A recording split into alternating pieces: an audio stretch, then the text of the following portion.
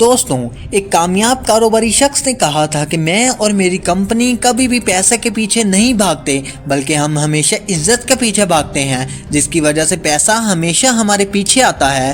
لیکن اس کے برعکس آج کل ہمیں سکھایا ہی یہ جاتا ہے کہ تم اس لیے پڑھ رہے ہو کہ اچھی نوکری مل جائے، لڑکی اس لیے پڑھ رہی ہے کہ اچھا رشتہ مل جائے۔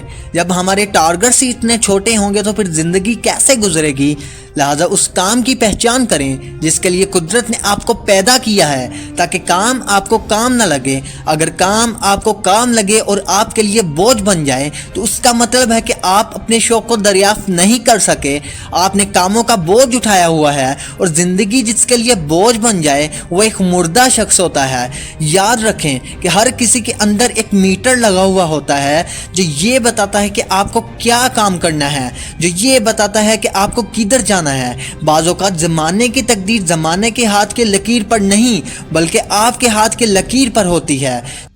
جناح کے ہاتھ کو دیکھ لیں، جناح کے ہاتھ میں ایک قوم کی تقدیر لکھی ہوئی تھی، اور بعض اوقات آپ کو اپنی تقدیر کو خود بدلنا ہوتا ہے، اور اگر آپ انتظار کرتے رہیں گے کوئی مسیحا آئے اور آپ کی تقدیر کو بدل ڈالے تو آپ کبھی بھی خود کی تقدیر بدل نہیں سکتے۔ کیا آپ نے کبھی سوچا ہے کہ عبدالستار ایتی نہ ہوتے تو کتنے لاوارث بچے یوں ہی ٹھوکریں کھاتے، کتنے یتیم بچے بے سہارا رہ جاتے، لیکن ایتی سب کے بعد بن گئے۔ یاد رکھیں، بعض اوقات صرف ایک شخص پورے معاشرے کا معیار کو بدل سکتا ہے۔ ایڈیسن کو ہی دیکھ لیں۔ ایڈیسن دنیا کا وہ واحد سائنسدان ہے جس کی ایجادات کی تعداد 1249 ہے، جس میں سے ہم صرف ایک بلب کے بارے میں جانتے ہیں۔ صرف ایک بلب کو بنانے کے لیے ایڈیسن نے 10,000 سے بھی زائد مرتبہ کوشش کی، اور کامیاب ہونے کے بعد ایک تاریخی جملہ کہا کہ جس شخص کو اپنے ٹیلنٹ کا پتہ چل جاتا ہے وہ غلام نہیں ہو سکتا، اور نہ ہی وہ غلامی برداشت کرتا ہے۔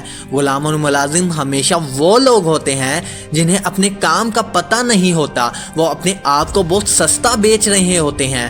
اکثر لوگ ہر روز اپنے شوق بدلتے ہیں، اس کی وجہ یہ ہوتی ہے کہ انہیں اس بات کا شعور ہی نہیں ہوتا کہ ان کا حقیقی شوق کیا ہے جو انہیں خدا کی طرف سے عطا کیا گیا ہے، اور پھر جب وہ اپنے شوق کو تلاش کر لیتے ہیں تو وہ شوق ان کی پہچان بن جاتا ہے۔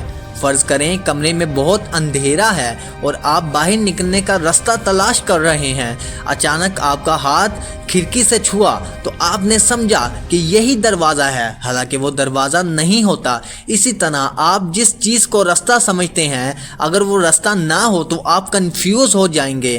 یہ کنفیوژن ہمیشہ تب ہوتی ہے جب آپ کی زندگی میں کوئی روشنی نہیں ہوتی، لیکن جب آپ کا اپنی ذات کے بارے میں شعور بڑھنے لگتا ہے تو آپ کو یہ بھی پتہ چلنا شروع ہو جاتا ہے کہ وہ آپ کو اپنی زندگی میں کیا کرنا ہے۔ جو شخص فائنل چوائس پر پہنچ جاتا ہے اس کے لیے تمام چوائس ختم ہو جاتی ہے، اور آخرکار وہ ایک چیز کا انتخاب کر لیتا ہے، اور وہ اپنے آپ سے کہتا ہے کہ بس اب کشتیاں جلا دو، اور کشتیاں وہ ہی جلاتا ہے جسے اپنی منزل کا پتہ ہوتا ہے کہ یہی میری منزل ہے۔ عام طور پر انسان کی وقتی موٹیویشن بہت زیادہ ہوتی ہے۔ آپ کا کام یہ ہے کہ آپ اس غیر معمولی توانائی سے فیصلہ کن کام لیں اور طے کر لیں کہ آپ کو زندگی میں کیا کرنا ہے، اور پھر دنیا کو وہ کر دکھائیں جو آپ نے سوچ رکھا ہو، کیونکہ جو سوچ سکتا ہے وہ کر بھی سکتا ہے۔